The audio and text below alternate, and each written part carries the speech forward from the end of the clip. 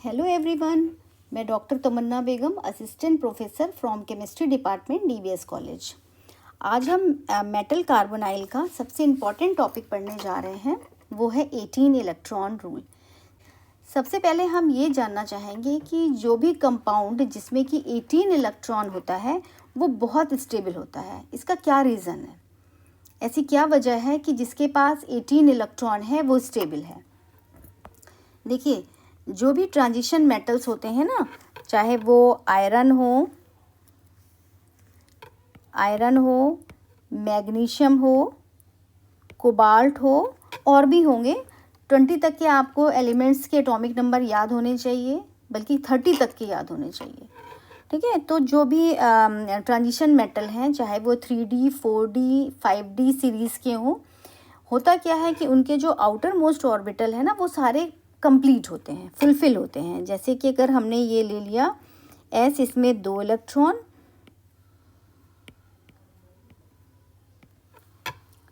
D 1 2 3 4 5 6 7 8 9 10। Okay, इसमें 10 electron है, इसमें 2 इलेक्ट्रॉन है, और P में कितने इलेक्ट्रॉन हैं? P में हो गए 1 2 3 4 5 6 इलेक्ट्रॉन। तो टोटल कितने इलेक्ट्रॉन हो गए? 18 इलेक्ट्रॉन हो गए। तो इसका जो ऑर्बिटल्स हैं वो सारे क्या हो गए? कंप्लीटली फिल्ड है। तो कोई भी एटम इसमें आके बाहर से रिएक्ट कर ही नहीं सकता, क्योंकि कोई भी वैकेंट ऑर्बिटल इसमें नहीं मिल रहा है। तो ये किसकी तरह बिहेव कर रहा है? एज अ नोबल गैस की तरह बिहेव कर रहा है। ठीक है, तो इलेक्ट्रॉन काउंटिंग मेथड 2 तरह का है, एक है न्यूट्रल, दूसरा है आयोनिक। लेकिन हम न्यूट्रल मेथड ही फॉलो करेंगे। सबसे पहले हम क्या करेंगे? काउंट करेंगे कि हमारे मेटल के पास कितने वैलेंस इलेक्ट्रॉन हैं। ओके, कितने वैलेंस इलेक्ट्रॉन हैं, उसमें नंबर ऑफ लिगेंड्स हम देख लेंगे कितने हैं हमारे, और हर लिगेंड जो होता है वो 2 इलेक्ट्रॉन डोनेट करता है। ठीक है, तो यहाँ पे हम मेटल कार्बोनिल पढ़ रहे हैं, तो कार्बोनिल में क्या हो जाएगा आपका? CO क्या है? Carbon monoxide. मेटल M और CO कार्बन मोनोऑक्साइड। तो ये क्या बिहेव कर रहा है? यहाँ पे एज अ लिगेंड बिहेव कर रहा है। तो जितने लिगेंड होंगे उसको हम मल्टीप्लाई कर देंगे किससे? 2 से, और दोनों को हम ऐड कर देंगे तो क्या आना चाहिए? 18 आना चाहिए। ठीक है, तो जो टोटल 18 इलेक्ट्रॉन आएगा तो वो क्या होगा? हमारा स्टेबल होगा। ठीक है, तो इससे हमें पता चल गया कि रीज़न क्या है कि जो भी कंपाउंड जिसके पास 18 इलेक्ट्रॉन है वो स्टेबल है। स्टेबल इसलिए है क्योंकि उसका जो आउटर मोस्ट ऑर्बिटल्स जो हैं वो सारे क्या हैं? फुलफिल हैं। टोटल नंबर ऑफ इलेक्ट्रॉन 18 है, और इस पर कोई भी एटम बाहर से अटैक नहीं कर सकता। ठीक है, अब देखिए वैलेंस ऑर्बिटल हम कैसे निकालते हैं। हमें पता है कि ट्रांजिशन मेटल्स के पास 9 वैलेंस ऑर्बिटल होंगे, जो कि टोटल कितने इलेक्ट्रॉन होल्ड करेगा? 18 इलेक्ट्रॉन होल्ड करेगा, जैसे मैंने पिछली स्लाइड में देखा था। ठीक, तो डी ऑर्बिटल में कितने इलेक्ट्रॉन्स हो गए? 5 ऑर्बिटल हैं, 2 इलेक्ट्रॉन्स, यानी कि टोटल इलेक्ट्रॉन्स कितने हो गए? 10। एस में टोटल इलेक्ट्रॉन्स 2, पी में टोटल इलेक्ट्रॉन्स 6। तो टोटल सबको ऐड हम करेंगे तो कितने इलेक्ट्रॉन्स हो जाएंगे? 18 इलेक्ट्रॉन्स, जो क्या फॉलो कर रहा है? नोबल गैस कॉन्फ़िगरेशन फॉलो कर रहा है। ओके, अब एक चीज़ हम आपको बताएंगे, हैप्टिसिटी। हैप्टिसिटी किसे कहेंगे? हैप्टिसिटी जिसको हम शो करते हैं किससे? ईटा से। ओके, इसको शो करते हैं हम ईटा से। एक एग्जाम्पल हम ले लें फेरोसिन का। फेरोसिन यानी कि आपका ये हो गया Fe मेटल, और इसके साथ में हमने क्या लगा दिया?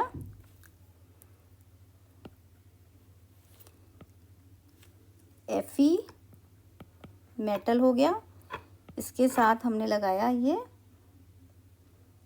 लिगेंड। क्लियर नहीं हो रहा है,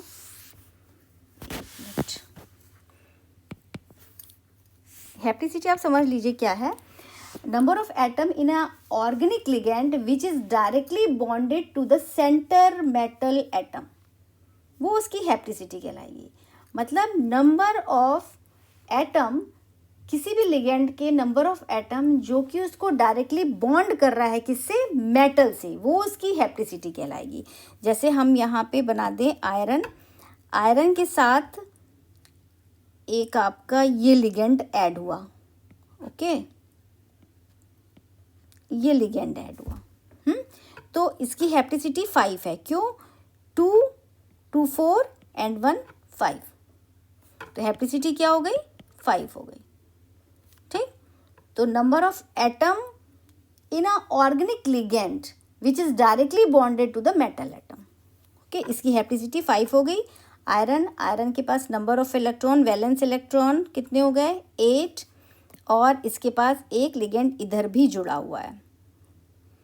ठीक, सेम लिगेंड हम अगर इधर जोड़ दें ये, तो इसकी भी हैप्टिसिटी कितनी हो गई, 5, तो 5 + 8 + 5 टोटल क्या आ गया, 18। तो ये जो फेरोसिन हमने लिया है वो भी 18 इलेक्ट्रॉन रूल फॉलो कर रहा है। दैट मीन्स क्या हुआ, ये फेरोसिन भी क्या है, स्टेबल, ओके। ये भी 18 इलेक्ट्रॉन रूल या फिर effective atomic number rule, EAN rule, ये भी फॉलो करता है फेरोसिन, ओके। अब हम ये देख रहे हैं कि वाई 18 इलेक्ट्रॉन्स, 18 इलेक्ट्रॉन्स क्यों, हम इतना 18 इलेक्ट्रॉन्स पे क्यों फोकस कर रहे हैं। पहली चीज़ हो गई मैक्सिमम स्टेबिलिटी। ट्रांजिशन मेटल में टोटल कितने वैलेंस इलेक्ट्रॉन थे, 9 वैलेंस इलेक्ट्रॉन थे, 1s 3p और 5d, ठीक है, 1s 3p और 5d, यानी कि 9 ऑर्बिटल्स थे, और हर ऑर्बिटल में 2 इलेक्ट्रॉन आ सकते हैं। तो टोटल इलेक्ट्रॉन्स कितने हो गए, हो गए। ये सभी ऑर्बिटल पूरी तरह से भर जाते हैं, जिसकी वजह से क्या होता है, कॉम्प्लेक्स क्या हो जाता है, स्टेबल हो जाता है, और किसकी तरह बिहेव करेगा, नोबल गैस की तरह। नोबल गैस क्या हो गई, जैसे कि Ne, नियॉन और आर्गन, ठीक है, इसकी तरह बिहेव करेगा। इसलिए 18 इलेक्ट्रॉन कॉन्फ़िगरेशन को मैक्सिमम थर्मोडायनेमिक स्टेबल माना जाता है, लो रिएक्टिव। ठीक, लो रिएक्टिव क्यों होगा, क्योंकि सारे ऑर्बिटल्स भर गए हैं। कॉम्प्लेक्स को और इलेक्ट्रॉन ना तो लेने की ज़रूरत है और ना ही इलेक्ट्रॉन देने की टेंडेंसी होती है, इसलिए ये क्या होता है, लो रिएक्टिव होता है। भाई कोई भी चीज़ लो रिएक्टिव है, इसका मतलब क्या हो रहा है, ना तो वो इलेक्ट्रॉन गेन कर रही है और ना ही इलेक्ट्रॉन लॉस कर रही है, ठीक है, ना इलेक्ट्रॉन ले रही है ना इलेक्ट्रॉन दे रही है। तो ना लेना देना नहीं होगा तो इसका मतलब कोई रिएक्शन ही नहीं हो रही है। तो जब रिएक्शन ही नहीं हो रही तो वो क्या हो गया, लो रिएक्टिव हो गया, ठीक है। तो इसलिए हम क्या कहेंगे इसे, कि ये कॉम्प्लेक्स काइनेटिकली इनर्ट होता है, यानी कि कम रिएक्टिव होता है। ऐसे कॉम्प्लेक्स आसानी से किसी भी रिएक्शन में भाग नहीं लेते, ठीक है, क्योंकि मेटल का जो d ऑर्बिटल है और लिगेंड के ऑर्बिटल जो हैं वो आपस में अच्छे से ओवरलैपिंग तो करते हैं। ओवरलैपिंग करने की वजह से इनकी जो बॉन्ड स्ट्रेंथ होती है वो भी बढ़ जाती है, ठीक है, और कॉम्प्लेक्स क्या होता है, और भी ज़्यादा स्टेबल हो जाता है, ठीक है। तो हमने क्या बोला, स्ट्रॉन्ग बॉन्डिंग, स्ट्रॉन्ग बॉन्डिंग भी है। क्यों स्ट्रॉन्ग बॉन्डिंग है, क्योंकि जो मेटल का d ऑर्बिटल है और लिगेंड के जो ऑर्बिटल हैं उनके बीच में ओवरलैपिंग बहुत ही बढ़िया हो रही है, ठीक है। इसलिए अब हम एक चीज़ और देखेंगे, nature of the CO ligand. CO क्या है, कार्बन मोनोऑक्साइड। कार्बन मोनोऑक्साइड जो होता है स्ट्रॉन्ग फील्ड लिगेंड है, ठीक, with a unique dual bonding mechanism. Unique dual bonding mechanism, dual bonding का मतलब क्या हुआ, कि जो मेटल कार्बोनिल है वो, जो ये लिगेंड है ये CO, ये जो लिगेंड है CO, ये क्या करता है कि अपने CO से इलेक्ट्रॉन किसको दे रहा है, मेटल को दे रहा है, ठीक है।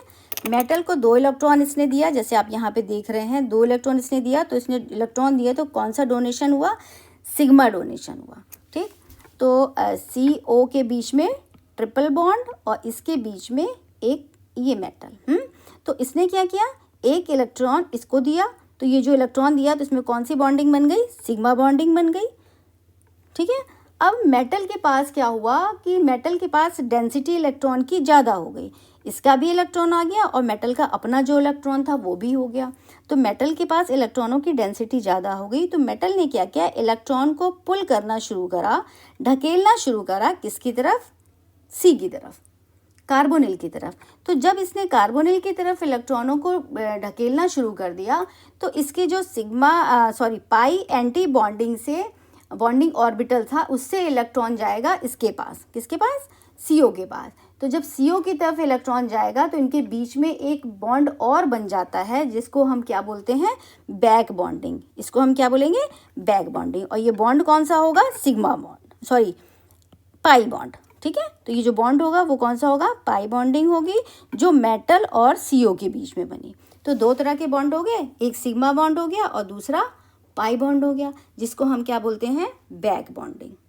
ठीक है, तो जो बैक बॉन्डिंग है इसको हम IR स्पेक्ट्रोस्कोपी से मेज़र कर सकते हैं। तो जितना ज़्यादा जो बॉन्ड होगा, CO के बीच का जो बॉन्ड होता है ना, इसकी वजह से थोड़ा वीक हो जाता है। जो ये वाला बॉन्ड है, इस बॉन्ड की वजह से क्या होता है, वीक हो जाता है। तो जब ये वीक हो जाता है तो इसको हम मेज़र करने के लिए IR स्पेक्ट्रोस्कोपी से हम मेज़र कर सकते हैं कि कितना वीक हुआ। जितना ज़्यादा वीक होगा, IR स्पेक्ट्रोस्कोपी में जो स्ट्रेचिंग फ्रिक्वेंसी होगी ना, वो उतनी ही वीक होती चली जाएगी। अब एक चीज़ आती है कि मेटल कार्बोनिल में हमने 3 तरह का बॉन्ड देखा। कौन कौन सा बॉन्ड देखा, एक हमने बॉन्ड देखा इसमें मेटल और C के बीच में बॉन्ड, दूसरा हमने देखा मेटल और मेटल का बॉन्ड, और एक सबसे पहले जो हमने देखा था वो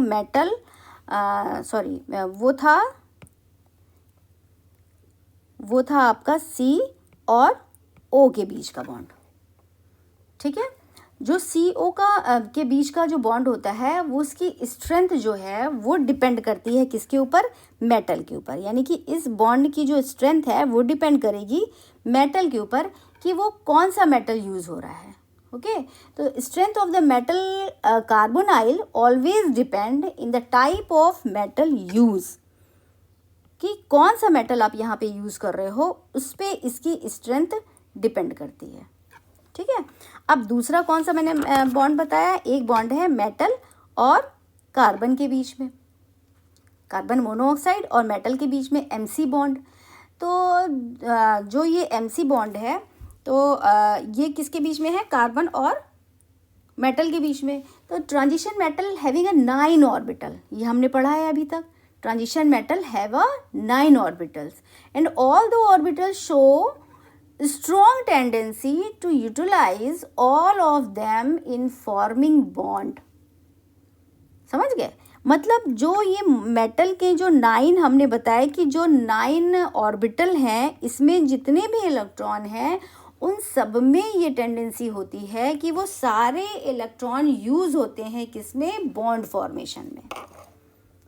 ठीक है, कौन से बॉन्ड फॉर्मेशन में, कॉम्प्लेक्स बनाने के लिए जो बॉन्ड फॉर्मेशन होगा उसमें, मेटल कॉम्प्लेक्स बनाने में जो बॉन्ड फॉर्मेशन होगा उसमें ये 9 ऑर्बिटल्स के इलेक्ट्रॉन यूज हो जाते हैं। ठीक है, तीसरी चीज़ आई, तीसरा बॉन्ड है वो कौन सा बॉन्ड है, मेटल मेटल बॉन्ड। वो कौन सा बॉन्ड है, मेटल मेटल बॉन्ड। अब ये मेटल मेटल बॉन्ड क्या है भाई, हमने तो यहाँ पे सिर्फ एक ही मेटल पढ़ा है ना, एक मेटल और एक CO, एक लिगेंड। लेकिन मेटल मेटल बॉन्ड होगा आपका बाई न्यूक्लियर और पाई न्यूक्लियर। न्यूक्लियर से मतलब ये हो गया हमारा, ये हम इसको क्या कह रहे हैं, न्यूक्लियस। मेटल को हम क्या कह रहे हैं, न्यूक्लियस। तो बाई न्यूक्लियर कब होगा, जबकि हम 2 मेटल ले लें। ठीक है, 2 मेटल और इसके साथ में ये हो गए आपके लिगेंड। ठीक है, ये क्या हो गया, बाई न्यूक्लियर। पॉलीन्यूक्लियर, पॉलीन्यूक्लियर कब, जब 2 से ज़्यादा मेटल यूज हो रहे होंगे, जैसे ये बन गया। ठीक है, तो ये क्या हो गया, पॉलीन्यूक्लियर कॉम्प्लेक्सेस। इसके साथ में लिगेंड जुड़ जाएंगे।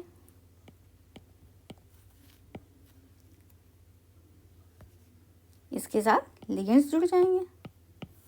ठीक, तो ये क्या हो गया, पॉलीन्यूक्लियर, ये क्या हो गया, बाई न्यूक्लियर। तो ये मेटल समझ में आ गया, मेटल मेटल बॉन्ड कौन से हो गए। तो 3 तरह के हमने बॉन्ड पढ़े, CO, MC और MM। 3 types of the bond. अब एक चीज़ इसमें हम ये देखते हैं कि जो मेटल और कार्बोनाइल इनके बीच में जो बॉन्ड बन रहा है वो किस तरह का बन रहा है। 2 तरह का हमने बॉन्ड पढ़ा। एक हो गया आपका सिग्मा बॉन्डिंग जो कि बन रही है लिगेंड और मेटल के बीच में। दूसरा हमने पढ़ा पाई बॉन्डिंग जो कि बन रही है मेटल और लिगेंड के बीच में। ठीक है, लिगेंड टू मेटल और मेटल टू लिगेंड। अब देखिए इसमें 2 तरह की ओवरलैपिंग होगी। पहले वाले में क्या होगा,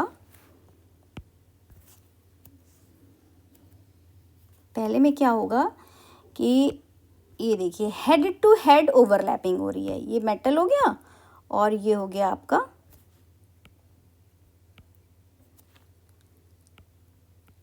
कार्बोनिल। ठीक, तो ये कौन सी ओवरलैपिंग हो गई, हेड टू हेड ओवरलैपिंग हो गई। तो इस हेड टू हेड ओवरलैपिंग से कौन सा बॉन्ड बना था आपका, सिग्मा बॉन्ड। कौन सा बॉन्ड बना, सिग्मा बॉन्ड। ठीक है, सिग्मा बॉन्ड बना है। और ये किनके बीच में बना, लिगेंड टू मेटल। दूसरा कौन सा था, पाई बैक बॉन्डिंग। पाई बॉन्डिंग बन रही है, वो किनके बीच में होगी, मेटल और लिगेंड के बीच में। अब आप अगर इसको दिखाना चाहें तो आप ऐसे दिखा सकते हैं, एकदम क्लियर नहीं बन रहा है, नेगेटिव नेगेटिव पॉजिटिव पॉजिटिव। ये साइड वाइज ओवरलैपिंग है। ओके, ये कार्बोनाइल का है, ये साइड वाइज ओवरलैपिंग है, नेगेटिव और पॉजिटिव। तो साइड वाइज जो ओवरलैपिंग हुई उससे कौन सा बॉन्ड बना, उससे बना आपका सिग्मा बॉन्ड, नहीं सॉरी पाई बॉन्ड। और ये किसके बीच में हुई, मेटल और लिगेंड के बीच में। और जो हेड टू हेड ओवरलैपिंग हुई थी उससे कौन सा बना, सिग्मा बॉन्ड, जो किनके बीच में हुई, लिगेंड और मेटल के बीच में हुई। इतना समझ में आ गया। इस इफेक्ट को हम क्या कहते हैं, सिनर्जिक इफेक्ट। ठीक है, बैक बॉन्डिंग तो मैंने बोला, और ये जो इफेक्ट है उसको हम क्या बोलेंगे, सिनर्जिक इफेक्ट। Synergic effect. ठीक है, अब हम इसका एग्जाम्पल लेके चलते हैं। अब हमने एक एग्जाम्पल ले लिया NiCO4। ठीक है, NiCO4। अब देखिए यहाँ पे ये क्या है, निकल है। अब हमें क्या करना है, सबसे पहले हम काउंट क्या करेंगे, नंबर ऑफ इलेक्ट्रॉन इन निकल, number of valence electron in निकल। ठीक है, निकल का जो एटॉमिक नंबर है वो कितना होता है, वो होता है 28।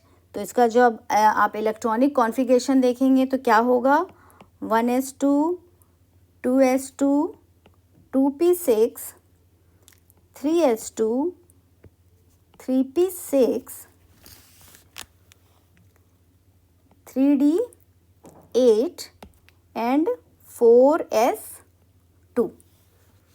ठीक, तो इलेक्ट्रॉन का जो डिस्ट्रीब्यूशन हुआ वो किस तरह से हुआ, इस तरह से हुआ। अब हम ये देखेंगे कि इसमें वैलेंस इलेक्ट्रॉन कितने हैं। तो वैलेंस इलेक्ट्रॉन कौन से हैं, ये वाले हैं। ठीक है ना, वैलेंस इलेक्ट्रॉन कौन से, ये वाले हैं। तो total number of valence electron कितना हुआ, 8 and 2 यानी कि 10। तो निकल का जो वैलेंस इलेक्ट्रॉन है वो कितना है, 10।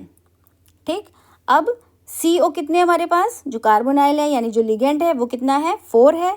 एक लिगेंड के लिए हम कितना लेते हैं, नंबर ऑफ इलेक्ट्रॉन 2 लेते हैं, और यहाँ 4 है तो हमने क्या लिया, 4 × 2 यानी कि 8। दोनों को हमने प्लस करा तो क्या आ गया, 18। तो ये क्या फॉलो करा, 18 इलेक्ट्रॉन रूल इसने फॉलो करा। किसने, NiCO4। और इसका स्ट्रक्चर क्या होगा, टेट्राहेड्रल। ठीक है, इसका स्ट्रक्चर क्या होगा, टेट्राहेड्रल। टेट्राहेड्रल ज्योमेट्री हो गई इसकी, 18 इलेक्ट्रॉन हो गया। ठीक, अब दूसरा एग्जाम्पल हम ले लें, FeCO5। इसका स्ट्रक्चर क्या होगा, ट्राइगोनल बाइपिरामिडल। आयरन का electronic configuration, number of electron कितने हैं इसके, 26। इलेक्ट्रॉनिक कॉन्फ़िगरेशन क्या हो गया, 1s2 2s2 2p6 3s2 3p6 3d6 and 4s2।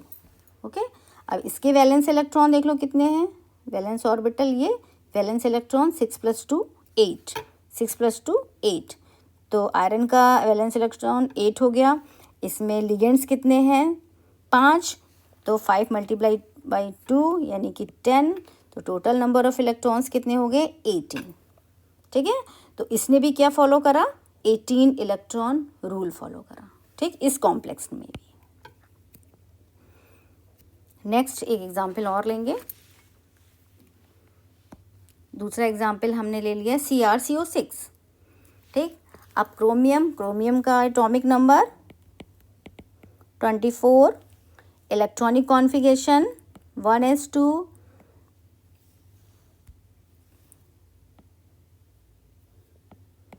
2s2, 2p6, 3s2, 3p6,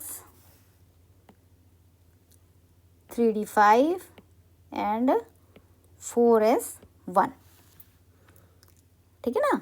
तो वैलेंस इलेक्ट्रॉन कितने हो गए? 3d एंड 4s, ये है ना वैलेंस ऑर्बिटल। तो इसके इलेक्ट्रॉन कितने हो गए? 5 1 6, 6 इलेक्ट्रॉन। नंबर ऑफ लिगेंड 6 × 2 यानी कि 12। दोनों को प्लस किया, 18 आ गया। तो इसने भी क्या किया? 18 इलेक्ट्रॉन रूल फॉलो करा, ओबेज 18 इलेक्ट्रॉन रूल। इसकी ज्योमेट्री क्या हो जाएगी? ऑक्टाहेड्रल ज्योमेट्री हो जाएगी। देखिए, अब तक जो हमने एग्जाम्पल देखा था वो हमने देखा था कि जिसमें सिर्फ एक ही मेटल था। अब इसमें 2 मेटल आ रहे हैं। देखिए, आयरन के 2 है ना, F2। तो ये क्या हो गया? By nuclear. इसके पहले जो भी एग्जाम्पल्स थे वो कौन से थे? मोनो न्यूक्लियर थे। अब ये एग्जाम्पल आया आपका बाई न्यूक्लियर का। अगर हम इसका स्ट्रक्चर देखें तो इसका स्ट्रक्चर बनेगा Fe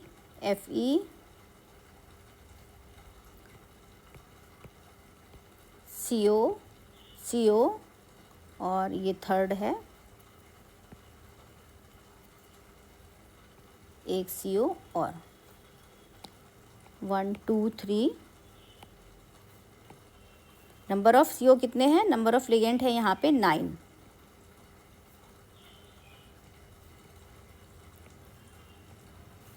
यहाँ पे देखिए 2 तरह के लिगेंड दिख रहे हैं। एक लिगेंड है जो कि ब्रिज जैसा बना रहा है, जिसे हम बोलेंगे ब्रिजिंग लिगेंड। और एक है 3 इसमें ऐसे हैं जो कि बाहर की तरफ हैं, इसको हम बोलेंगे टर्मिनल। ठीक है, ये टर्मिनल लिगेंड्स हो गए ये वाले, और ये 3 इसमें कौन से हो गए? ब्रिजिंग लिगेंड्स हो गए। जो टर्मिनल लिगेंड है ये 2 इलेक्ट्रॉन दे रहा है आयरन को, Fe को, और जो ब्रिजिंग है वो 1 इलेक्ट्रॉन इस आयरन को और 1 इलेक्ट्रॉन इस Fe को दे रहा है। ठीक है, और जो टर्मिनल वाले थे वो 2 इलेक्ट्रॉन दे रहे हैं, 2 इलेक्ट्रॉन Fe को दे रहे हैं। अब हमें इसमें भी काउंट करना है कि ये 18 इलेक्ट्रॉन रूल ओबे करता है इसके लिए कि नहीं। ठीक है, फॉलो कर रहा है ये आयरन कि नहीं, इसके पास 18 इलेक्ट्रॉन हैं या नहीं है। तो इसके लिए सबसे पहले हम क्या निकालेंगे कि आयरन के पास वैलेंस इलेक्ट्रॉन कितने हैं। तो आयरन के पास 8 वैलेंस इलेक्ट्रॉन हैं, जो कि आप पहले देख चुके हैं। फिर इसके बाद हम आएंगे कि इसमें टोटल लिगेंड से कितने इलेक्ट्रॉन मिल रहे हैं, है ना। हेप्टिसिटी पढ़ा था ना अभी। तो इसको कितने इलेक्ट्रॉन मिल रहे हैं Fe के पास। तो एक Fe के ही बारे में हम पढ़ेंगे। तो एक Fe के पास 3 तो टर्मिनल हो गए और 3 कौन से हो गए? ब्रिजिंग लिगेंड हो गए। तो जो टर्मिनल लिगेंड है वो कितने दे रहा है इलेक्ट्रॉन? 2 इलेक्ट्रॉन दे रहा है, तो 3 × 2। और जो ब्रिजिंग है लिगेंड वो कितने इलेक्ट्रॉन दे रहा है? वो 1 इलेक्ट्रॉन दे रहा है। तो 3 ब्रिजिंग है, 1 2 एंड 3। तो इसने क्या किया? 3 ब्रिजिंग लिगेंड है और सबने 1 इलेक्ट्रॉन दिया, तो 3 हो गए। दोनों को कैलकुलेट करेंगे तो 9 इलेक्ट्रॉन आ जाएगा, जो कि आयरन के पास आ रहा है लिगेंड के पास से। और थर्ड हमारा कौन सा है? Fe बॉन्ड, 1 इलेक्ट्रॉन पर Fe। ठीक है, 1 इलेक्ट्रॉन पर Fe। तो अब ये कितने हो गए? सबको हम जोड़ लेंगे, 8 + 9 + 1, तो कितने आ गए? 18 इलेक्ट्रॉन पर Fe। तो ये भी क्या कर रहा है? 18 इलेक्ट्रॉन रूल फॉलो कर रहा है। Fe2CO9, ये क्या था एग्जाम्पल आपका? बाई न्यूक्लियर का। अब एक एग्जाम्पल हम और लेते हैं, CO2CO8। ठीक, इसमें 2 ब्रिजिंग होंगे और 6 टर्मिनल CO होंगे। अगर इसका स्ट्रक्चर हम देखें तो इसका स्ट्रक्चर होगा CO CO, CO, CO,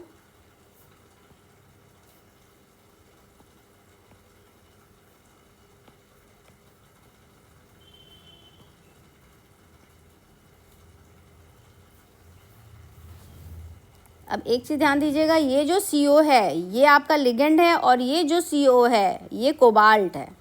ये मेटल है और ये लिगेंड है। तो इस लिगेंड का जो CO है वो दोनों बराबर होगा, C और O दोनों बराबर होंगे और इसका C बड़ा होगा और O छोटा होगा। अब देखिए इसके दो स्ट्रक्चर बनेंगे। ये स्ट्रक्चर कब है? जब कि ये सॉल्यूशन फॉर्म में है। ठीक है, जब ये सॉल्यूशन फॉर्म में होगा तो इसमें एक भी ब्रिजिंग CO नहीं होगा। ठीक है, सारे कौन से हैं? सारे टर्मिनल हैं, सारे टर्मिनल लिगेंड हैं। ठीक, 1 2 3 4 एक CO के साथ जुड़ रहा है लिगेंड जो कि टर्मिनल है। ठीक है, तो हम ऐसा करें, पहले टर्मिनल का कैलकुलेट करें जब कि ये सॉल्यूशन स्टेट पे है। इसके बाद जब ये सॉलिड स्टेट पे होगा तब इसके पास ब्रिजिंग CO आ जाएगा। ठीक है, अब देखिए कैसे कैलकुलेट करेंगे। CO के पास नंबर ऑफ वैलेंस इलेक्ट्रॉन कितना है? 9, क्योंकि आउटर इसका इलेक्ट्रॉनिक कॉन्फ़िगरेशन अगर आप देखो तो क्या आएगा? 2 8 18 और 9। ठीक है, 2 8 18 और 9। तो वैलेंस इलेक्ट्रॉन कौन सा हो गया? 9। तो इसको हम इस तरह से भी लिख सकते हैं 4s2 3d7। ठीक, तो वैलेंस इलेक्ट्रॉन कितने हो गए? 9 CO के पास, और जितने लिगेंड हैं सब इसको कितने इलेक्ट्रॉन दे रहे हैं? 2 इलेक्ट्रॉन दे रहे हैं। तो 1 2 3 4 4 लिगेंड हो गए। तो 4 लिगेंड आपके, तो 4 मल्टीप्लाई बाई 2, तो ये क्या हो गया? 8 ये हो गया, प्लस 9 आपके वैलेंस इलेक्ट्रॉन निकले थे, 9 वैलेंस इलेक्ट्रॉन थे, और एक इलेक्ट्रॉन CO बॉन्ड के बीच का। तो एक इलेक्ट्रॉन कौन सा हो गया? CO बॉन्ड के बीच का 1 इलेक्ट्रॉन हो गया। तो 9 + 8 + 1, टोटल कैलकुलेट करोगे, सबको प्लस करेंगे तो क्या आ जाएगा? 18। ठीक है, तो ये क्या है? ये भी 18 इलेक्ट्रॉन रूल फॉलो कर रहा है। किस स्टेज पे? जब कि ये सॉल्यूशन फॉर्म में था तब। अब हम क्या देखेंगे? इसकी सॉलिड स्टेट, कि जब ये सॉलिड स्टेट में होगा तब इसका स्ट्रक्चर क्या होगा? चेंज हो जाएगा। ठीक है, तो उसका स्ट्रक्चर हम बनाते हैं।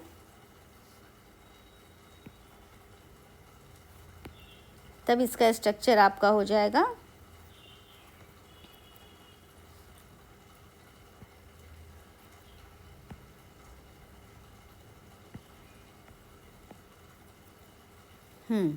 तब इसका स्ट्रक्चर हो जाएगा CO CO CO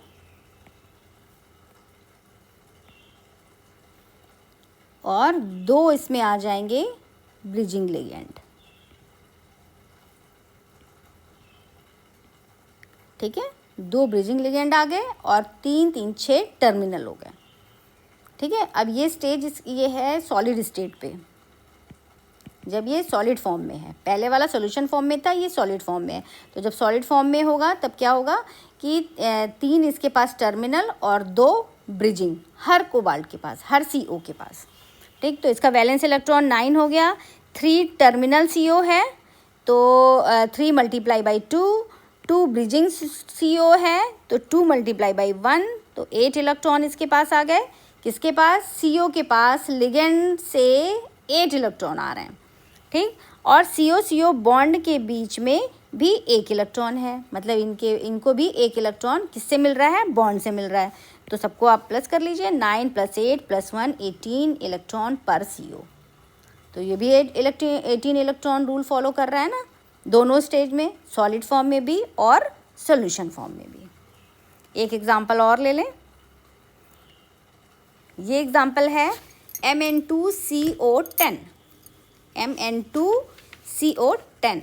अब देखिए इसमें क्या है? इसमें एक भी ब्रिजिंग CO नहीं होगा, केवल टर्मिनल होगा।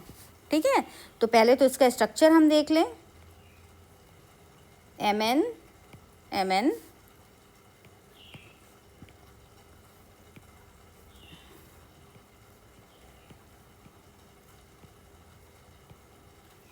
ठीक, इसी तरह से इधर भी हो जाएगा।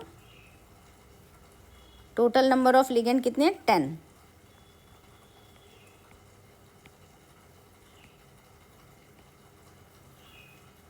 One two three four five, 1 2 3 4 5, 10 CO हो गए।